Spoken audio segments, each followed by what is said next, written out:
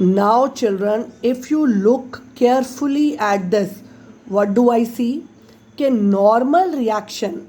Now, my aim is to make this body move up. This is work done in moving up. अब मुझे बताओ, अगर मुझे ऊपर चलाना है तो नीचे जाने वाले सारे फोर्सेस को मुझे बैलेंस करना चाहिए. मिनिमम फोर्स ऊपर चलाने के लिए कम से कम कितना चाहिए? Friction plus mg sine alpha.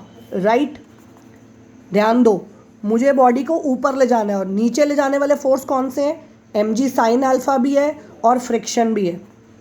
तो minimum force required to move a body up, कम से कम कितना फोर्स चाहिए बेटा? Frictional force plus mg sine alpha. अच्छा, फ्रिक्शनल फोर्स क्या होता है? Mu are. राइट, ये कम से कम है, इससे बड़ा भी साइन आ सकता है, ग्रेटर देन इक्वल टू.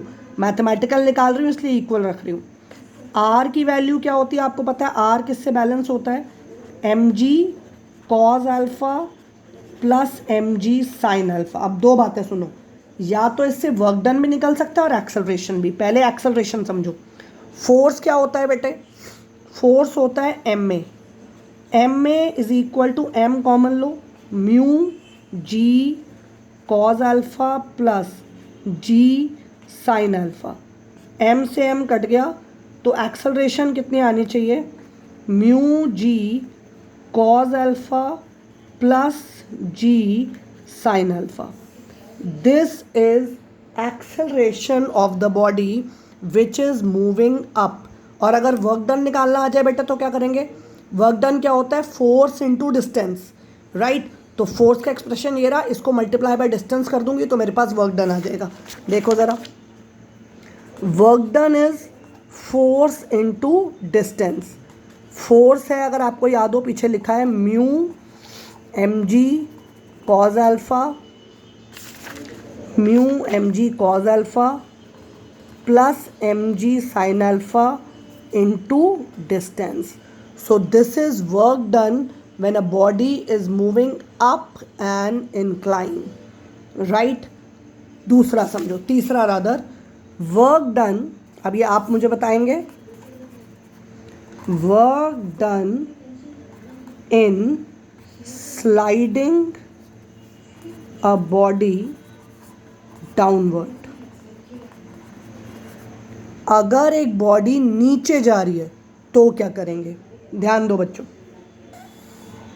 ये इंक्लाइंड प्लेन है, ये एंगल था अल्फा, ये रही बॉडी जिसका मास है m, इसका वेट नीचे जा रहा है mg.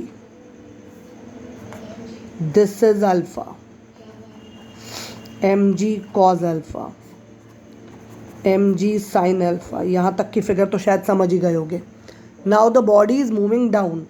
अगर इसका मोशन नीचे है, राइट, तो फ्रिक्शन का है ऑपोजिट. यानी अगर बॉडी इज मूविंग डाउन तो उसका फ्रिक्शन अपवर्ड है, और अगर फ्रिक्शन अपवर्ड है तो नॉर्मल रिएक्शन उसके परपेंडिकुलर लगेगा, यानी लाइक दिस. चेक कीजिए, अगर मोशन यहाँ है, फ्रिक्शन यहाँ है, फ्रिक्शन यहाँ है, तो नॉर्मल रिएक्शन यहाँ है. राइट, अब वर्क डन निकालना आपने. अब मुझे बताओ, अगर इस बॉडी को नीचे चलाना है तो कम से कम कितना फोर्स चाहिए? ध्यान दो इस बार.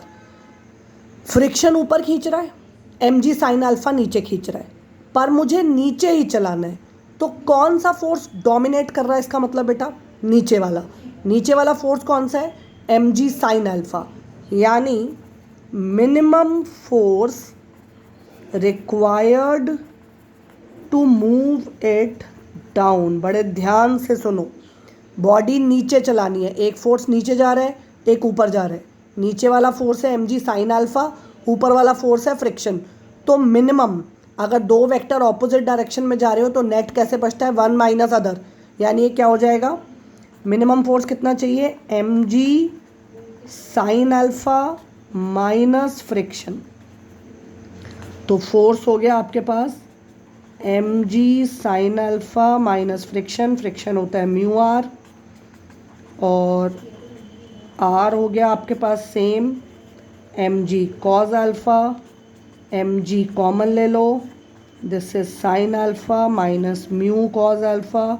अगर फोर्स को एम में लिख दूँ so this is M G sine alpha minus mu cos alpha, mass से मास कट गया, एक्सेलरेशन की वैल्यू आ गई G sine alpha minus mu cos alpha. ये तो हो गया एक्सेलरेशन। और अगर इसमें भी वर्क डन निकालना आ जाए तो समझ गए बेटा, work done is force into distance. इसको मल्टीप्लाई बाय डिस्टेंस कर दूंगी तो मेरे पास क्या आ जाएगा, work done. Am I clear till here? Same इसके न्यूमेरिकल जिसमें सिर्फ वैल्यूज पुट करनी है अल्फा की। देखो एक्सेलरेशन निकालने में समझ गए, जी तो मुझे पता ही है, सिर्फ अल्फा और म्यू चाहिए, I will be able to calculate acceleration. सारे फॉर्मूले रिवाइज करो, एक दो क्वेश्चन भेजूंगी इस पे।